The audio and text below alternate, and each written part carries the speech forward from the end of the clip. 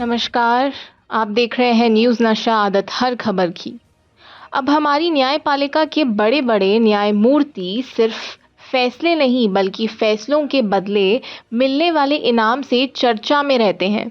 पहले रंजन गोगोई ने कुर्सी छोड़ी और सीधे राज्यसभा पहुंच गए। अब डी.वाई. चंद्रचूड़ साहब ने कुर्सी छोड़ी और सीधे international court of justice (ICJ) में भारत का प्रतिनिधित्व करने जा रहे हैं। पर सवाल ये है कि इन सुप्रीम फैसलों में न्याय कितना था और राजनीति कितनी। आज हम आपको बताएंगे कि कैसे देश की सबसे बड़ी अदालत के सबसे बड़े जज पर पक्षपात के आरोप लग रहे हैं। कैसे विपक्षी नेताओं का कहना है कि CJI चंद्रचूड़ बीजेपी के प्रति झुकाव रखते हैं और कैसे उनके ICJ में जाने को विपक्ष एक और डील बता रहे हैं।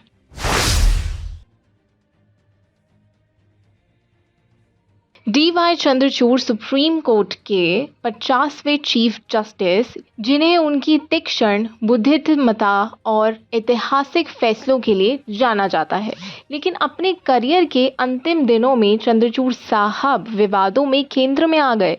उन पर आरोप है कि उन्होंने कई ऐसे फैसले दिए जो सत्ताधारी दल बीजेपी के एजेंडे के अनुकूल थे। विपक्षी नेता राम गोपाल यादव और शिवसेना उद्धव ठाकरे गुट की संजय राउत का आरोप है कि चंद्रचूड़ ने जानबूझकर ऐसे बयान और फैसले दिए जो बीजेपी को फायदा पहुंचाने वाले थे। अब चंद्रचूड़ साहब ICJ में जा रहे हैं, लेकिन ये फैसला जितना गर्व का है उतना ही विवादित भी है।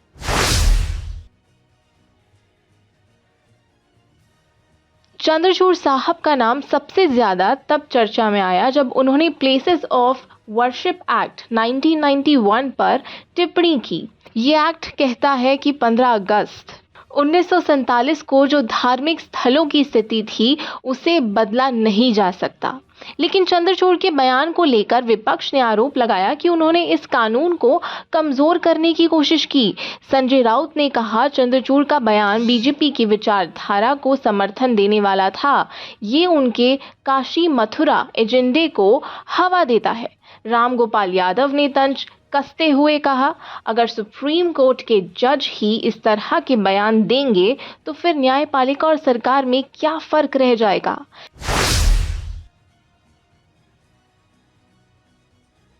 ये पहली बार नहीं है जब किसी चीफ जस्टिस पर पक्षपात के आरोप लगे हैं, लेकिन चंद्रचूड़ के खिलाफ कई फैसले और बयान ऐसे हैं जो इन आरोपों को और मजबूत करते हैं।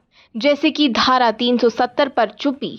जब जम्मू कश्मीर से अनुच्छेद 370 हटाया गया तो ये मामला भी सुप्रीम कोर्ट में पहुंचा, लेकिन इस पर कोई ठोस फैसला या प्रक्रिया नहीं आई। विपक्ष ने इसे सरकार के प्रति मौन समर्थन कहा। धर्मांतरण कानून पर चुप्पी। हाल ही में कई राज्यों में धर्मांतरण कानून लागू किए, जिन्हें संविधान विशेषज्ञों ने अल्पसंख्यकों के अधिकारों का उल्लंघन बताया, लेकिन सुप्रीम कोर्ट ने इन पर गंभीरता से विचार नहीं किया। इलेक्टोरल बॉन्ड और पारदर्शिता का मुद्दा। इलेक्टोरल बॉन्ड, जिसे विपक्ष ने काले धन को सफेद करने का जरिया बताया, उस पर भी सुप्रीम कोर्ट ने ठोस फैसला नहीं दिया।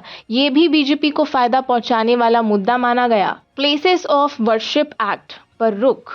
चंद्रचूड़ ने प्लेसेस ऑफ वर्शिप एक्ट पर ऐसा रुख अपनाया जिसे विपक्ष को लगा कि ये बीजेपी की काशी और मथुरा जैसे एजेंडे को मजबूती देने वाला था।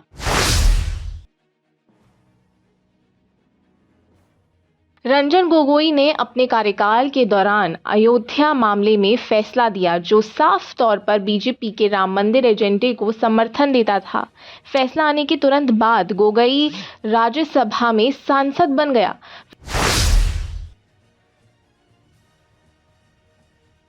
विपक्ष का कहना है कि चंद्रचूड़ का ICJ में जाना गोगोई की राज्यसभा सदस्यता जैसे ही एक इनाम जैसा है। संजय राउत ने कहा, पहले रंजन गोगोई ने अयोध्या पर फैसला दिया और राज्यसभा पहुंचे। अब चंद्रचूड़ ने बीजेपी को खुश किया और ICJ जा रहे हैं।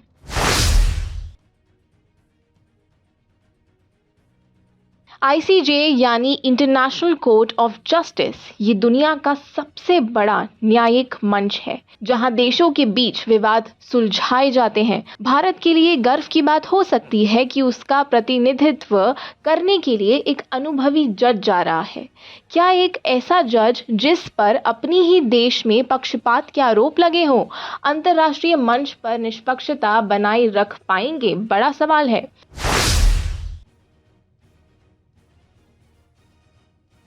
आईसीजे में भारत के लिए कई महत्वपूर्ण मामले हैं, जैसे पाकिस्तान के साथ कुलभूषण जाधव का मामला। अगर चंद्रचूड़ पर लगे आरोपों की वजह से उनकी निष्पक्षता पर सवाल उठते हैं तो इसका असर भारत के हितों पर पड़ सकता है, सीधा सीधा।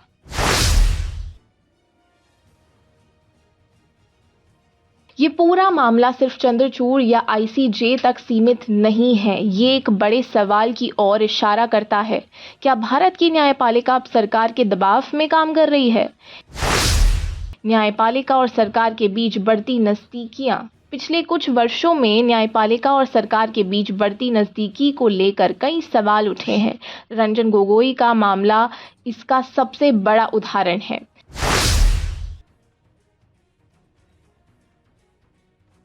जब न्यायपालिका पर ही पक्षपात के आरोप लगने लगे तो लोकतंत्र कमजोर होता है। विपक्ष ने कहा कि अगर सुप्रीम कोर्ट के जज ही सत्ताधारी दल के पक्ष में फैसला देंगे तो आम आदमी को न्याय कहां मिलेगा?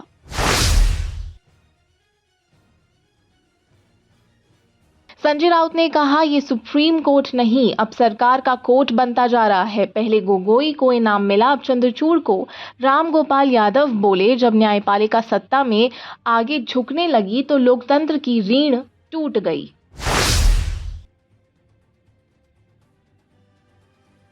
चंद्रचूड़ का आईसीजे में जाना भारत के लिए एक बड़ा अवसर हो सकता है। गर्व की बात है, लेकिन उन पर लगे आरोप और उनके पिछले फैसलों पर उठे सवाल उनकी निष्पक्षता पर संदेह खड़ा करते हैं। उन्हें ये साबित करना होगा कि वे अंतर्राष्ट्रीय मंच पर भारत का प्रतिनिधित्व पूरी निष्पक्षता और ईमानदारी से करेंगे।